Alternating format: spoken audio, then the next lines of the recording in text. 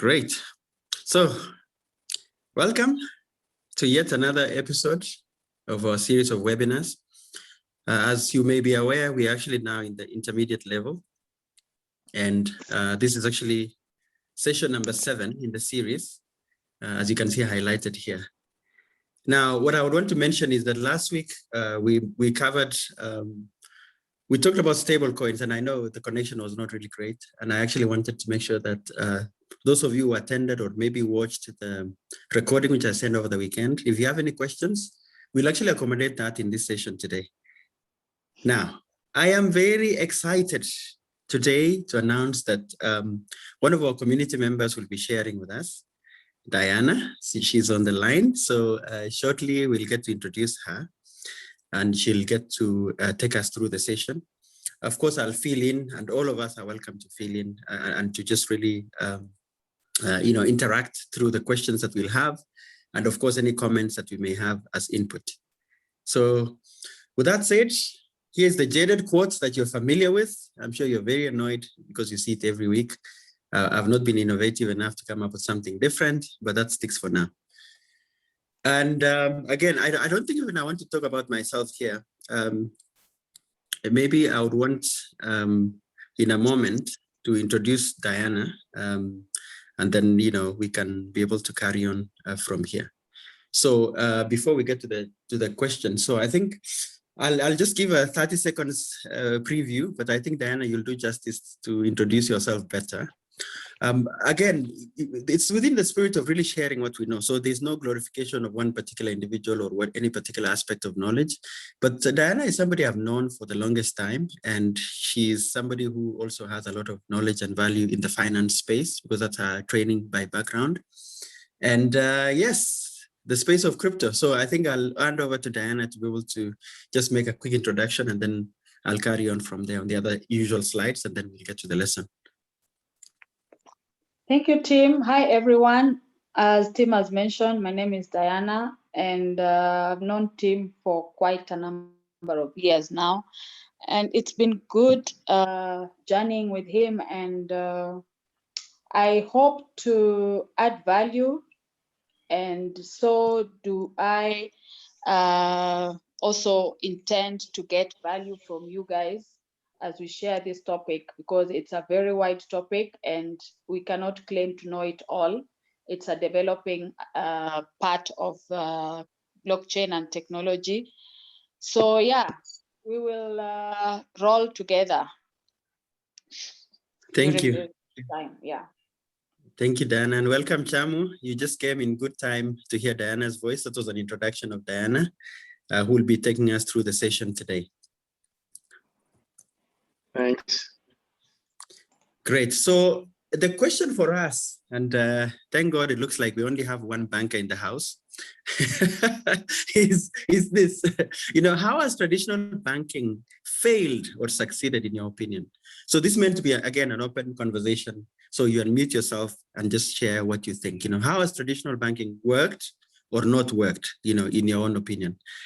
And yeah, it looks like the banker in the house may want to defend themselves. Or Denise, do you want to give a go? No. Go for it.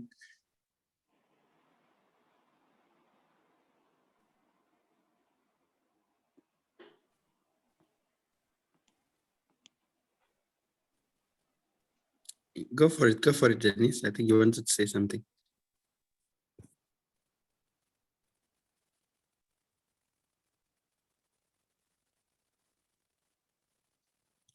Hello? Are you talking to me, Tim? Oh, I thought you were saying something. So I'm just saying it's open. So if you want to say something, go ahead. No, nothing.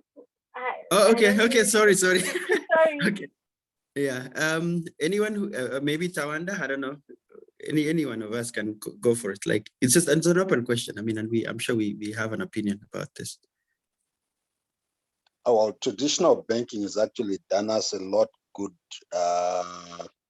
over the years, over the decades, or however long it's been there, in the sense that we got a central place where we can actually go to collect money, go to keep our money and all that. So from that perspective, I think it's actually been of great help. If I needed to transact with Tim today, I'm just going to my bank, getting whatever money that I have and passing it on to Tim. If I needed Diana to send me money, I'm just giving her that account, or we're transacting through the bank. So for me, the traditional banks have actually worked in that sense. Great, great. And that's really great perspective. Anybody else who has an agreeing view or a divergent view? Hi, Tim. It's Chamu here.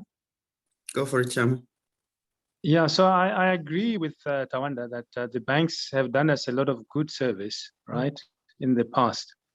But there is a level of inconvenience that I now find with banks. So I want to just talk about two things. One is, while it's good that they are the intermediary, the go-between, when we want to transact, oftentimes there's a cost that is associated with that. And secondly, it's not as fast as I would like it to be. So, if I want to send money abroad, for example, I do it through the bank, there's always like a fairly long time delay that takes place before the transaction is actually completed. So that is the first thing. Then the second thing that I think the banks are kind of missing out on at the moment is they're failing to reach the unbanked. And here I'm talking about a lot of people that don't necessarily have bank accounts. And I think it's an opportunity which a lot of your big telcos are now taking advantage of, where they're providing convenience again and access to banking facilities to people that traditionally were the unbanked. And it could be due to socioeconomic reasons that they were unbanked. But again, it's a limitation. And it's something that I think, in my view, a lot of banks could do better in. And to some extent, it kind of reflects a certain failure on the bank's part. Wow, very well spoken, very well articulated. I couldn't agree more. So I think this was important to really frame the discussion we're going to have and that Diana will speak to. Fundamentally, when you look at the world we are in, by any improvements that have been in terms of technology input, process improvements and so on, in traditional banking, it's still the same structure. It's still what you call centralized structure. It's still centralized structure. It's still, you have the inconvenience that Chamu has talked about. Even still with the benefits that we've had traditionally, access of, lending services and so on. So this topic that we're going to speak to, which is going to be an introduction really, that Diana is going to speak to, is really that other paradigm, which is the non-centralized or the decentralized aspect, and what is developing in that space largely.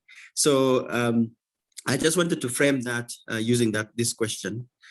And with that, I just want to acknowledge my love, who is just joined. Good to have you on, babe. And Edna. I think those are the new people who have joined us now. So let's continue. So this quote, I'll just go through it quickly. I thought it was appropriate. So decentralized finance is one of the hottest applications of cryptocurrency and blockchain technologies, taking traditional financial concepts like securities, bonds, money markets, and more, and putting them on the blockchain, put significantly more power in the hands of those who participate in these markets, not just the middlemen who manage them. So that's all intermediated aspect is largely eliminated with the use of blockchain technology, which of course we've covered right from the beginning, and why and the impact that has. So we continue. I'll just do a little bit of our usual admin and then I'll hand over to Diana. So again, I think probably more I'll acknowledge those who've been, in fact, most of you have been very consistent, whether attending in person or listening to the recordings, and I encourage that to continue. And then I would also this is just really a round up of what we will be covering. And I think so far we've developed quite a number of resources which I'll highlight. I think I'll talk about the crypto index at the end in detail, a little bit more. I've shared the coin evaluation framework. And by the way, these resources are available. So please ask for them. In fact, in the community, we make it available. So, it's for us to use, it's not something that I'm keeping to myself, so. And then the strategy template, which I talked about, I haven't converted it into a template document, but it's something that is available at conceptual level in the previous slide. So if anyone of you is interested, please reach out. I'm happy to avail this to you. And then I think I'll talk quite a bit at the end on the crypto community and why you should join and so on, some of the benefits and the value that we're trying to develop in that space. Great, so welcome, Jeremy. So with that, I think we are on series number 7 today, and it's actually exciting. I'd committed that we're going to do 8, so the next one, who knows? We'll know at the end whether we want to continue with this, but again, we've actually come so far. So it's been almost 8 weeks of us learning every week. Okay, so over to Diana, without further ado.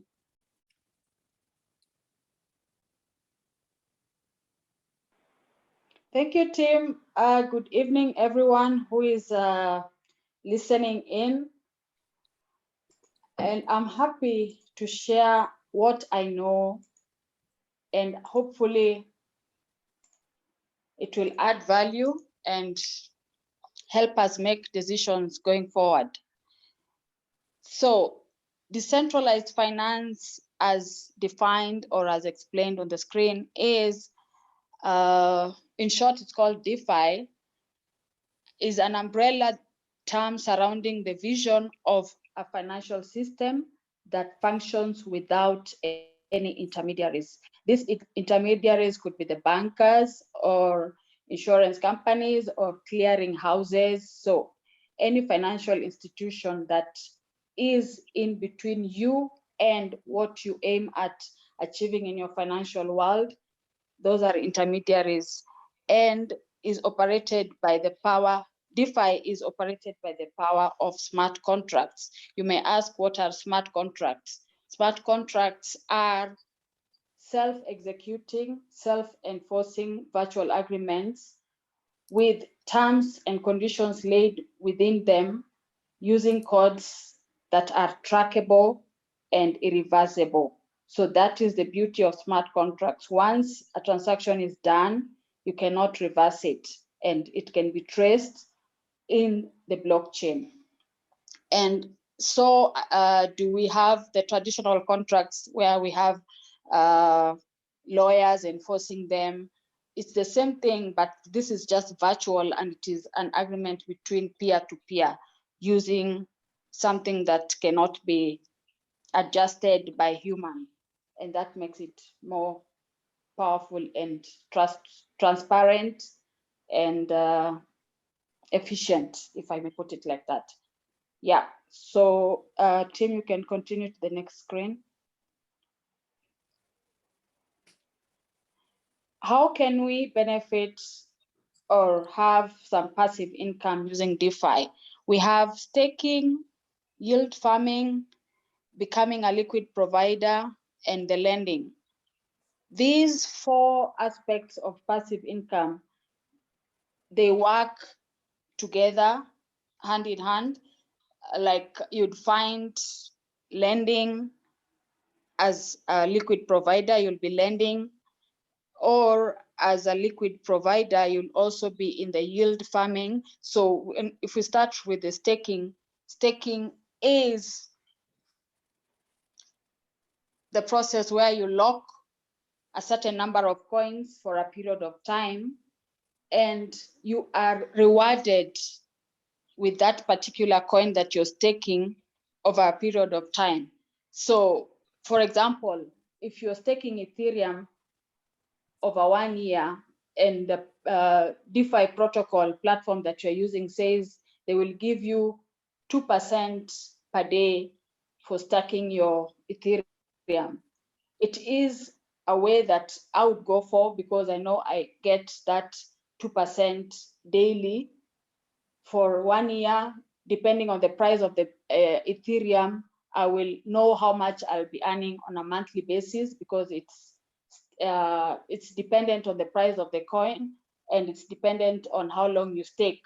So, and you can actually create your own payroll using staking, and you know that at the end of the month, based on the 2% that I'm earning from the staking that I have, I'll be having this much. So it is a good thing to have as part of a passive income. You don't have to do anything. You just stake your coins in a DeFi protocol and you're paid for staking, because having that stake is validating the transactions in the blockchain, and people are paid for validating the transactions in the blockchain, which you can be part of through staking. So the fees that are collected through the network, unlike blockchain, unlike Bitcoin, where you are paid rewards on the block that one verifies after mining, proof of stake rewards people using network fees. And it is considered to be more cost and energy efficient, because through staking, you use less energy and the high cost of electricity are cut down. So more and more DeFi projects are going towards the proof of stake way of doing things, so that they cut down on the cost of electricity. So that is one way of benefiting from DeFi. You just stake your coins and earn by staking your coins, depending on where you hold them. So the larger your stake, the more you earn. The next slide, Tim. And guys, if there's any question at any point, please unmute yourself or raise your hand. I'll be able to see it here and ask questions. Go ahead. Sure. Maybe just a question from me, Diana. I haven't specifically had a look at staking, so I'm interested to know. I know in South Africa, most of you guys make use of easy equities as a platform for investing, and it can be investing if you want to invest in companies or Bitcoins, but then they also have this method of staking where you kind of invest in a group of Bitcoins that have been staked together. Is that the same approach that you are talking about? You said something about South Africa. Just repeat that part. Easy equity. It's a platform that I know most South Africans, and I see here in Namibia people are also getting on that platform. Which platform? Easy equities. Yes. So so they also have. I'm just trying to understand if it's the same methodology that you are trying to explain, because what I know is they also kind of pack together types of coins where you can kind of buy as a bundle. And then and that's how you end. So is it the same? Staking. There are different types of staking. So the one I've explained is whereby someone holds, for example, one type of coin. Let's use Cake or Alice, for example, or let me use a different one. I don't want to use Bitcoin because people have used it too much. Ethereum. Yeah, Ethereum is fine. Or even Cardano, whichever, yeah. Even Cardano. So you can be holding Cardano, for example, if you hold 1,000 Cardano, and this Cardano is being used, because you're holding it, it's being used to lend out to other people who want Cardano, but they don't have Cardano. So you are being paid for that service because you have Cardano and someone else does not have Cardano, and you're staking it for a period of time, which means you'll not use it for a period of time. You're being paid for having that Cardano for a period of 6 months, 1 year, on a daily basis. So, and there are other staking options where you can stake Cardano and using a pair, maybe Cardano versus Ethereum. So you have like 50% of Cardano and 50% of Ethereum, and that is what is in the yield farming. So yield farming, you are a market maker whereby you have a pair of coins that you are holding in your portfolio, and these coins are used to lend out to the users who do not have that particular pair that you hold. So you're being paid for that, for holding that pair, and for being a liquid provider means you have liquidity in Cardano, in terms of Cardano and in terms of Ethereum. So being a liquidity provider makes you earn income in that way of staking. I don't know if it answers your question. So that's why I say these four like are interrelated, but it depends on which DeFi protocol you choose to use them with. Okay, thanks, Diana. Maybe a comment from me, Julia. I think because, and I see your hand, Tawanda, I'll unmute you shortly. So a comment from me, I am familiar with easy equities generally. I know some of us, I think it's, what you call him, Scott is using it for exposure to other asset classes like stock and bonds and so on. So I think it's a product that they have. So what we may need to do for this benefit of everybody is just to do a little bit more research based on these ideas and concepts that have been taught today, and then just make this available to the group, whether via the community or just as a input in the next session. Just to say, this is what is available in easy equities, this is what is available probably in altcoin trader, whatever it is. To just almost say, yeah, you want to to consume any of this, if you want to participate in DeFi, so, these are some of the people or some of the platforms you can go to. I think that might be helpful. Because Tim, for me, it sounds like if you come to the banking sector, it sounds like a unit trust type of thing. It could be a similar product, but in this case, it's in terms of blockchain. So it looks like it's like a fund that you stake your Bitcoins together or your cryptocurrencies together with other people, and then you yield much more returns when you do that. So thanks. I think it's clear.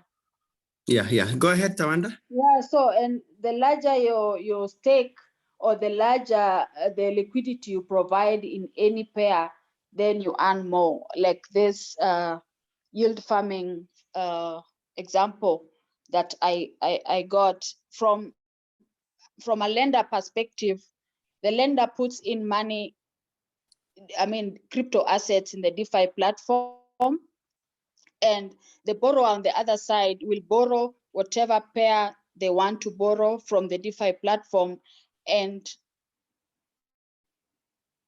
the borrower is entitled to use the pair that they have borrowed, and in the process of using that, the transaction, the DeFi protocol triggers the interest that is paid to the lender, which is the yield interest that you're seeing at the bottom being paid to the lender, and the cycle continues. So if the lender decides to continue adding that to the DeFi platform, and the borrower lends that pair to, the borrower gets the pair that they don't have from the DeFi platform, then the cycle continues such that the borrower uses what they don't have but pay the interest for that service, and the lender earns from what the borrower has used on a daily basis. So that way, that is how the DeFi platform is edified, and that is how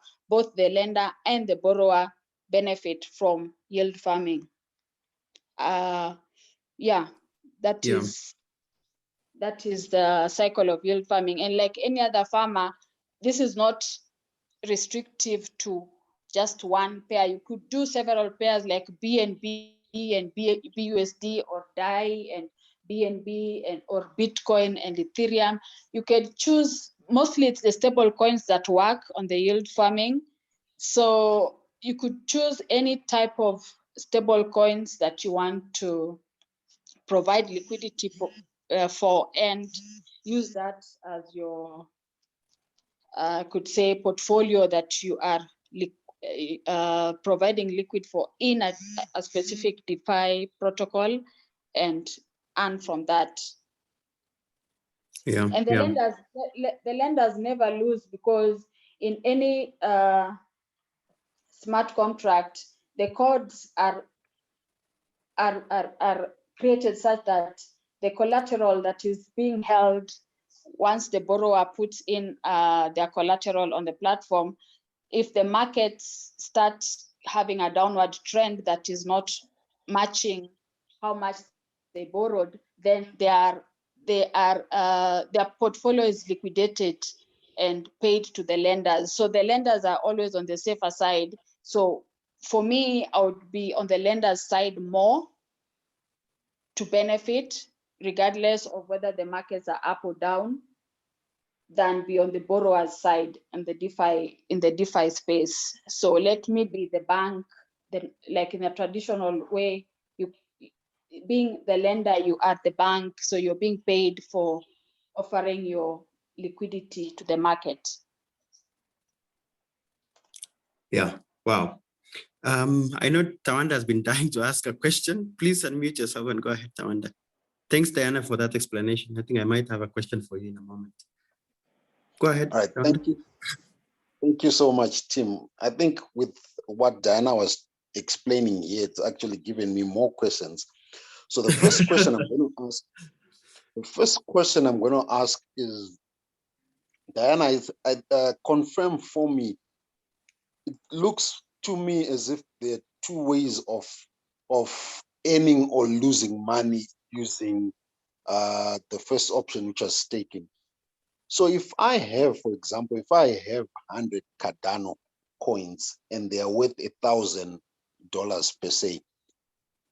So in my 100, and I'm getting 2% per day from my 100 Cardano, that would mean at the end of 24 hours, I would have had 102 Cardanos back if I were to get back whatever it is that I would have lent out.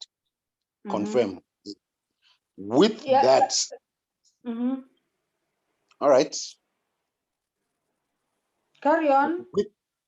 With that now, if Cardano at that point, if my 100 Cardano was worth 1,000, say for some reason, that same 100 Cardano in that 24 hours is now worth 500 instead of the 1,000, will I not have lost out there? Even if I now have 102 Cardanos. In staking, most stakings, you're given a period of time to hold your coins in the stake. So you cannot claim a loss before your time of staking is expired. And more so, the fact that you're still getting your 2%, whether the market is up or down, is still a plus, because you could have started staking at, if Cardano is 10 rands, and then at the end of the 6 months or the 1 year, Cardano is at 50 rands. So in between here, whether the market is up or down, it is actually not your problem, because you are just staking. You gave the platform, for example, your 1,000 Cardano, and you agreed with that platform virtually that you are staking for 1 year or for 6 months, and they are paying you the 2%, whether the market is up or down, it doesn't matter. The fact that you're receiving your Cardano is what matters. For example, Bitcoin was down, let's say 50,000 last week, and now it is up 57 or 56. So if you are staking Bitcoin, it doesn't matter whether the price is up or down, because you're still getting your 2% in Bitcoin. So it is upon the user to decide that, okay, now I don't want to stake until 6 months, I want to liquidate. And that is when now you lose, because you have decided to liquidate before your contract, before your agreement of staking comes to an end. So you could stake for short term, you could stake for long term, but most platforms actually don't allow you to unstake until, because they give you options. You want to stake 1 month, 3 months, 6 months. So once you choose whichever period, then you have to keep to your word, because they also plan using that period that you have chosen to lend it out to someone for the 6 months that you have selected. And when your term is finished, then they give you back your capital plus the interest that you've been earning. So you as a user, by the time you are liquidating or your term is ended of the 6 months or 1 year, you need to check has the price of Bitcoin gone up from when I started staking? If yes, you want to just benefit from the increase in price, or you want to liquidate anything. For me, what I do, I just liquidate whatever interest I have if the price is favorable on my side. If not, then I keep it, because Bitcoin has a trend of increasing. Then if in 1 month, in 2 months, it's gone 50,000 more or 60,000 more, I liquidate knowing that I'm benefiting. All right, so just a strategy that people use, different strategies that people use, yeah. okay, so if I'm to understand you, when I stake my 100 Cardano, the gain is more on, or the interest is coming on just the Cardano, not necessarily what value the Cardano is. So if I would Cardano, you're paid the 2% of the Cardano amount that you put in the platform. So at the end of that period, I would have gotten my 102 Cardanos. Yes. But then I'm saying now, if Cardano at that point where I am now getting back my 102, if Cardano had gone down, I would have lost out, is it not? You lose out if you liquidate. I would always advise people to check the price before they liquidate, because in this market that we are in today, Cardano will be at 2 or 20 rands. Tomorrow it will be at 30. So why not just give yourself time? If you see it's taking longer than normal, then just liquidate what you really need to use at that time. So maybe Tawanda, to just clarify, remember fundamentals apply here in terms of whatever coin that you chose, right? And it's not necessarily that you'll stake any one of them. You probably might choose to stake, maybe you have 4 different kind of coins and you just choose to say, I will stake this particular one. So obviously the concept that or the logic you applied was that you bought this thing at a certain price and the long-term trajectory is up. So as Diana says, as long as you keep it within the units, of those particular tokens, then the value remains within that. But the market will always, go up and down, if that makes sense. I think if I understood what your question was about, yeah. And then maybe fine. just one more thing. I think I will take it offline to get a deeper understanding. Okay, cool. And I think maybe just to add on, last week we talked about stable coins. This is an important building block in the design of these products, because again, remember, the rest of crypto is very fluctuant, moves up and down, but stable coins allow for such products to be available, because again, you can stake at a certain rate using stable coins. Yeah, and that's why, again, this is just a concept that I thought you guys should revisit if you didn't have time to look at it. So I think maybe we continue. If there's anybody else who has questions, feel free to type it in the chat, and then we'll continue. Diana, should I go to the next slide? Yes. Okay, great. So based on the 4 passive income options that we've seen from the previous slides, the benefits of decentralized finance includes saving safer and earning smarter. I think that is already explained by the way we've explained the staking, the lending, becoming a liquid provider. I mean, if you have 1 Bitcoin, instead of just keeping it as an idle 1 Bitcoin in an exchange or in a wallet, at least put it to use by put it to earn interest from one of these DeFi protocols, either by staking or by lending or by becoming a liquid provider. You can diversify and benefit from that 1 Bitcoin and earn more. And then the low transactional costs, as Chamu was explaining about the costs in the banks, it is true that we are benefiting from the DeFi protocols in terms of saving a lot of costs, because from the traditional banking, the reason why we have so many steps of being charged is because they deal with different people. There's a number of middlemen that have to have your money before you actually get it. For example, Chamu used an example of sending money. Before you send money, you have to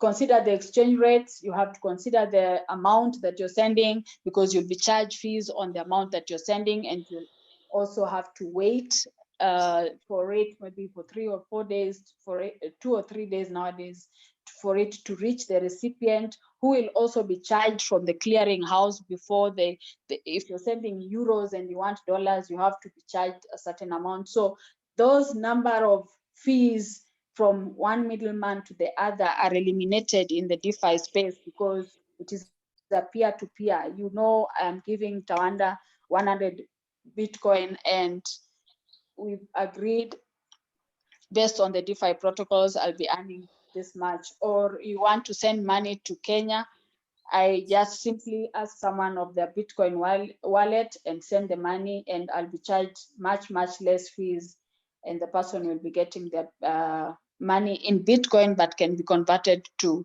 shillings at a very fair rate.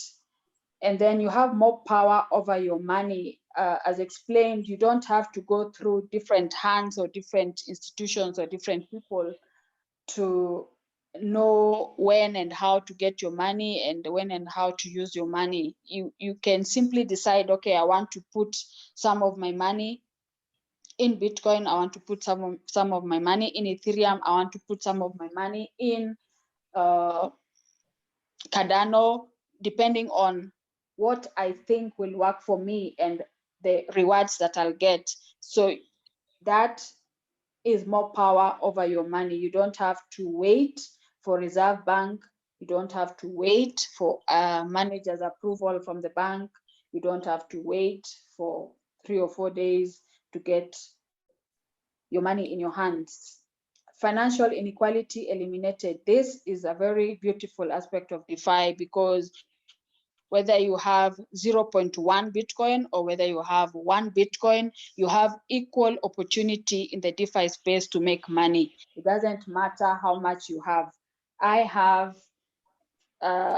started staking using 0.04 Bitcoin, and right now in using the easy save option that we have in altcoin trader, that amount of Bitcoin has grown over time because of the 4% that we get from altcoin trader on a daily basis. Not on a daily basis, sorry, that one is annual percentage return. So, but they're paying on after every minute. So depending on, it doesn't matter how much you have whether you have the little amount of Bitcoin or whether you have much, you can start anywhere and still grow your portfolio and benefit from it. So the inequality is actually eliminated, and just needs one to change their perspective of the way they think and make use of the opportunities.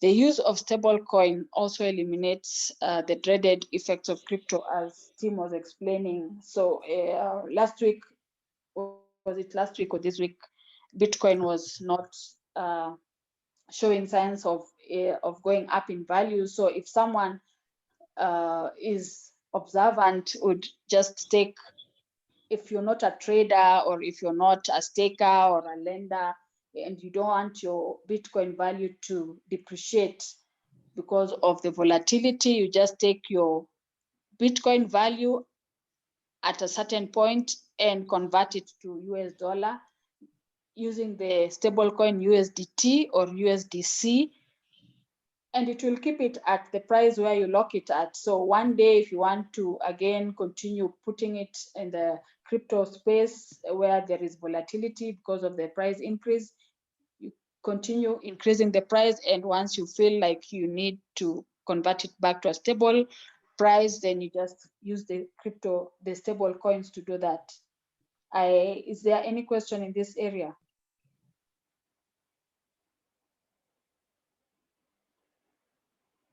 Can we move on? Yeah, let's continue. Okay. So some of the use cases that we have, as we've already talked about, it's the banking services. So compared to the traditional banking system, DeFi has the upper hand in terms of also, as Jamu mentioned, the unbanked people have been taken care of in the DeFi space. Whether you have a bank account or not, you can still have the services because there's no discrimination of country or which borders you are coming from. You can still transact to the world. You just need a Wi-Fi, an internet connection and a phone or a computer, and you can connect to the world, which is your market, to benefit from the DeFi space. And then DeFi has also addressed the global financial issues, inflation and hyperinflation that have been resulting from currency printing. The governments have been printing and printing money, and by printing money, you devalue the value, you devalue the currency, the strength of the currency. It doesn't hold its value because you are oversupplying currency in the market. So everything that is valued in that currency is increasing in price. The more you print, the more people increase their prices in the shops, in any retail, because they want to catch up with the printing. I am sure most of us in South Africa have seen how prices of goods and services have been increasing from last year. And with that, countries like Russia, Venezuela, China, or even our very own neighboring country, Zimbabwe, have suffered hyperinflation. And this has been resolved by the countries that are adopting cryptocurrency in order to stop this overprinting of currency. There can only be 21 million Bitcoin in the world at any one time. So the moment the supply reaches 21 million, then that is the end of supply of Bitcoin in the economy. So that makes it much more predictable that once the 21 million has reached the mark, stopped, there's no more Bitcoin to be mined. And that is an upper hand for DeFi space. Amongst other, you can see from the coin market cap, most of the coins have their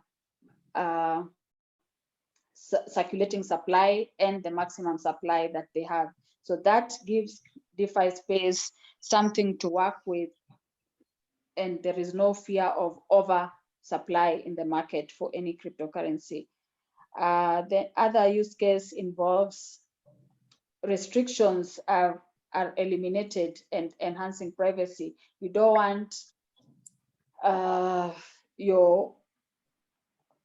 want your people who value privacy in their financial space, in their documentations, in their most companies, corporate companies, don't really want their information to be shared outside illegally. So the DeFi space brings that together in such a way that blockchain being secure and the speed is enhanced, and it is also having immutable aspects of it. It's very hard to creep into people's privacy, and the restriction is removed in such a way that you are able to move your money from, not your Bitcoin or your cryptocurrency, from one platform to the other without restrictions, just using your Bitcoin wallet. And that is helpful in the sense that the faster the recipient of whoever you send the monies to are receiving their money faster, and the cost is eliminated. The cost is minimized drastically.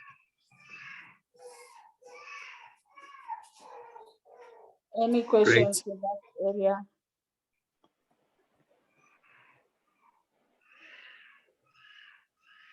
Yeah, maybe let's continue. If there are any questions, those can be fielded at the end. Yeah, so examples of making DeFi and spending crypto easy, the platforms that have introduced their MasterCards and Visa cards to enable users to spend their crypto include Binance, Crypto.com, Nexo, and our very own G999. So it is easy to spend crypto if the headache of how will I spend it is taken out of the way. And the fact that you have that one card that can be used in fiat and it can be used in crypto makes it easier, because you just have to, if you have fiat and you want to convert it to crypto, you just click a button and you convert your fiat to crypto and vice versa, and you spend it however you want it. The beauty of Nexo is, I love Nexo because you put your Bitcoin in Nexo platform, and immediately, depending on the value of the Bitcoin that you put in Nexo, you are immediately given the equivalent in fiat that you are able to spend. So you don't spend your actual Bitcoin, but you spend the equivalent in dollar as a collateral. Your Bitcoin is used as a collateral for you to spend your fiat. So you don't stand a chance of losing your Bitcoin, but you're able to use the value of the Bitcoin in this card called Nexo. The others are, you use the Bitcoin that you actually have in the platform. So I think I would go for Nexo anytime, because I keep the value of my Bitcoin while I have the chance to spend the money as well. Wow, So that's yeah, very interesting, actually. Very, very interesting innovations and products. Yeah, thanks, Diana, for sharing that. Mm-hmm. Any so questions that's it for me. before we jump on to quick? Yeah, no, thank you, Diana. That was really amazing. I think you've shared quite a lot. So I just thought to, I don't know whether my screen will allow me to, but I just thought to share, just to show a screen. You guys can still see my screen, right? So some of the platforms that are there, which are offering some of these services from a DeFi perspective, there's the usual Binance that we know. Take note also of BlockFi.com. I've never used it myself, but they have some very interesting products. As you can see here, like they give you a certain percentage annual per annum, or whatever that APY means, and the interest and all of that. So you just maybe take note of this and you can have a look. We'll seek to share more information via our community channel, which is on Telegram. And the same is true for Binance. If you look on Binance, the homepage, you'll see quite a number of products that they have over and above the pairs that you could buy, that maybe you want to just buy under the normal, buy hold strategy. So there's quite a lot really that is available that is, even altcoin trader. I mean, I think there's quite a bunch, even the one that Julia mentioned, Easy Equities. We need to just find out, and then maybe we can share some of that information via the community channel. So I think with that, let's just wrap up, and then of course we'll switch over to just updates around what is happening from a community perspective, some of the initiatives. But again, if you have any questions, of course you're most welcome to ask. But again, I want to thank Diana very much. I'm sure you guys really, really appreciate it. I just want to to say that this was just a teaser. There's more.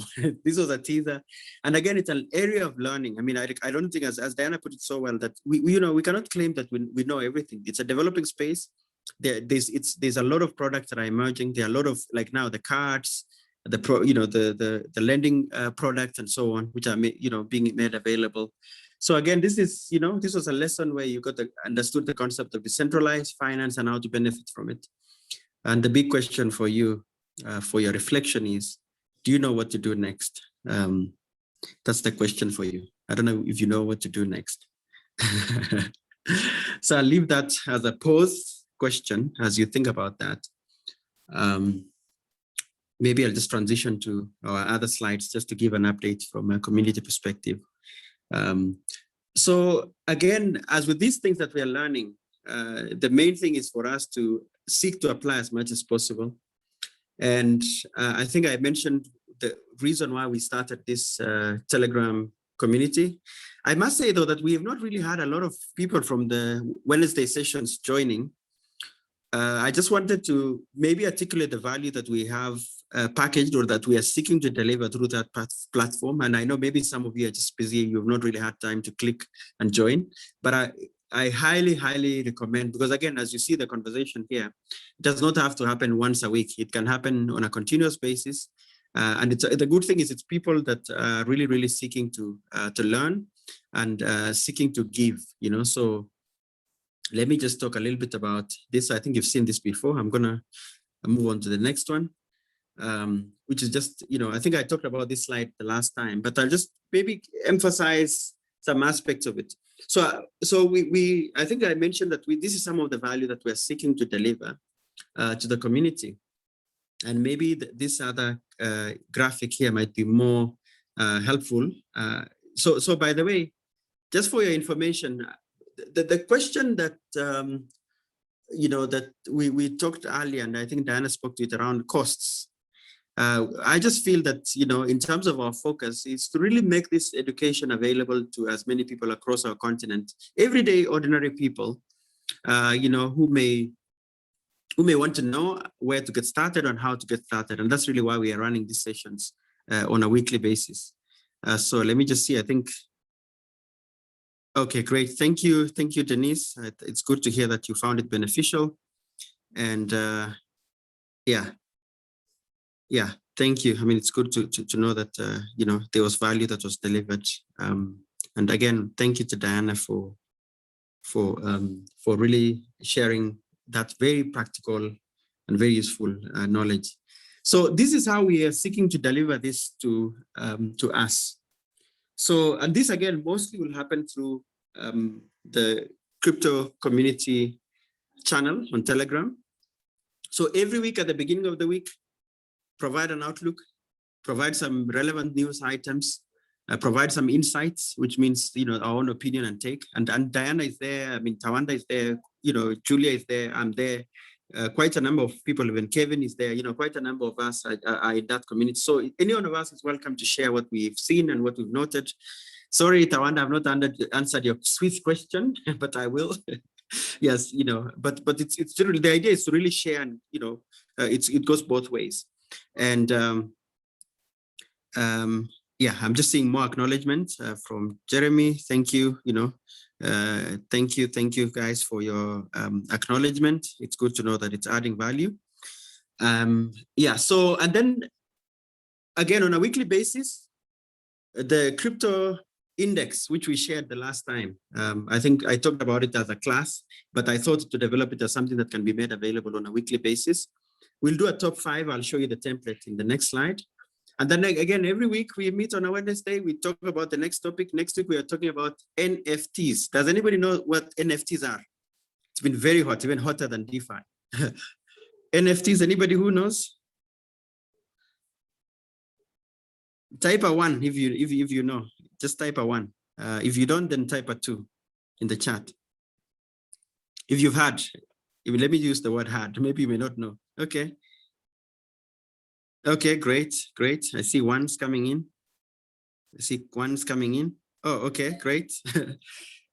Okay, NFTs are non-fungible tokens. So we'll talk about that next week, Wednesday session, and we'll get to know what NFTs are. And it's a very, very interesting area that actually brings more inclusion. And then again, we seek also to, circulate polls and questions. And then I mentioned the last time about this idea that we have with Julia of a fund, which is essentially, the two of us trying to, or maybe the 2 or 3 of us trying to put money into the crypto space and trying to share our results and our learning as we go along the way. So we haven't launched that yet, but it's something that we are thinking about launching very soon. So we'll update you as we're able to do that. So let me show you the template. I think I had a template somewhere, if I'm not wrong. Let me see. I hope it's not. Yeah, this is the template that we had. Sorry. This is the top 5 crypto index. So it will essentially be something like this with the top 5 points for the week with just almost 3 lines that says why you should invest in it, what are the, maybe just a 1-line item on the fundamental, what it does. Just something quick, that you can obviously use as a basis for your own additional research and of course the action that you'll take. So with that said, I think I've mentioned that we're going to cover NFTs next week, and I've shown you the crypto index. Any questions or comments at this point before we close?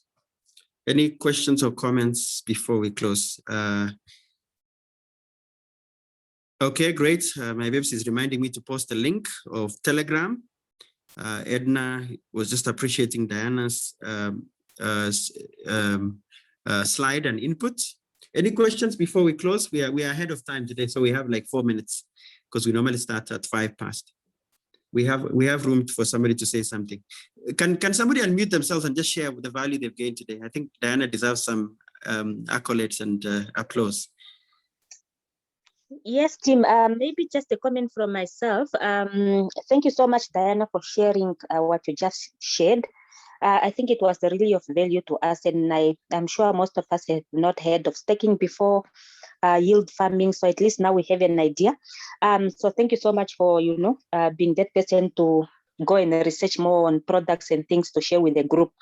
What I would want to say to the team is just to say that let's not just focus on the foundation, or let me say the theoretical elements of what we are bringing to you guys, but also become more practical to say, if we are giving you guys what are the top 5 crypto indexes, it's our responsibility to go back and research, okay, they are talking about Cardano, how do I get a Cardano, and start getting those coins as well. So I'm just saying we need to become a little bit more practical after our sessions.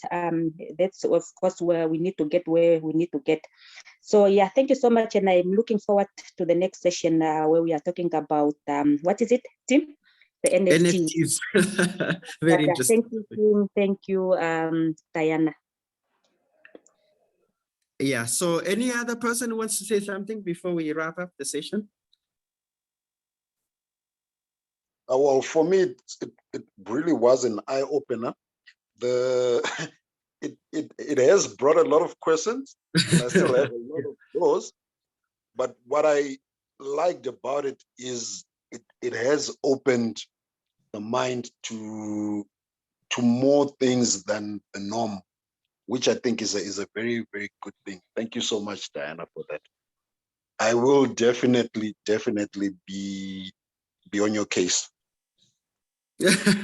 Yeah, so thankfully You're on the welcome. community. Anyone has questions or anyone wants more guidance, I can show you my practical benefits that I've got from DeFi using my platforms that I use, but I cannot show it on this forum because of not really confidentiality, but ethical purposes, just to be, maybe it might be taken on a wrong way, you don't know how it could be taken, but I am free to share my results from what I have done if someone is interested to understand how to start with the DeFi. Yeah. Thank you, Diana, again. So let's funnel, I think, most of our interactions, if we can. I really encourage you to join this Telegram channel that we've started. And again, if there are any topics, if I may, let me put it that way. If there are any topics that you want to be covered, please just type it in the chat. We'll take note of those and then we'll include it in the next session. Now, with that, I want to thank everybody for making time today. It's been such a pleasure to learn together. Again, I want to thank Diana for spending time to research and share this very, very practically with us, and also even the additional concessions she's made to be able to provide for additional input and coding, and guidance for anyone who may want to get specific input on how they go about this. So I think, Denise, you wanted to say something before we go. Please go ahead. I don't want to lock you out. Thank you so much, Tim. Thank you, Diana. I was just asking if you could maybe post the link in the chat right now, because it'll be easier for most of us to then click and just join the Telegram group. Oh, okay, okay. Oh, Julia, can you help me with that? Just to quickly share that link. Possible. In the chat. Yes, of course, it can be shared. Chat, yes. Yeah. So Julia, I don't know whether you can be able to get the link quickly enough. Okay, just a second. I can.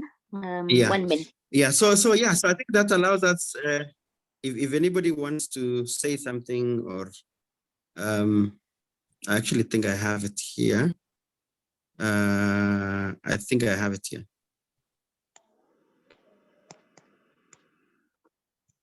Okay, so I have it here. Copy. Let me paste it, and then interestingly, I'll have to in the chat, right? Mm-hmm.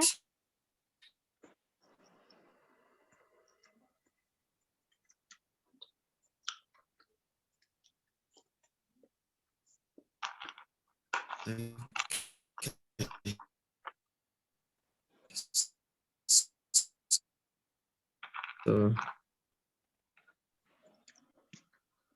I pasted it, Tim. I think it's there on the chat. okay, so I think I've shared it. I've shared it with everyone. So thank you again, and we'll connect next Wednesday, 6 o'clock. Invite a friend, invite a neighbor, and thank you for making time today. Thank you, everyone. Thank you. Thank you. Thank you. Have a lovely evening. Cheers. Till next time. Thank you, Diana, and everybody. Okay, cool. Cheers. Thank you for those who are joining.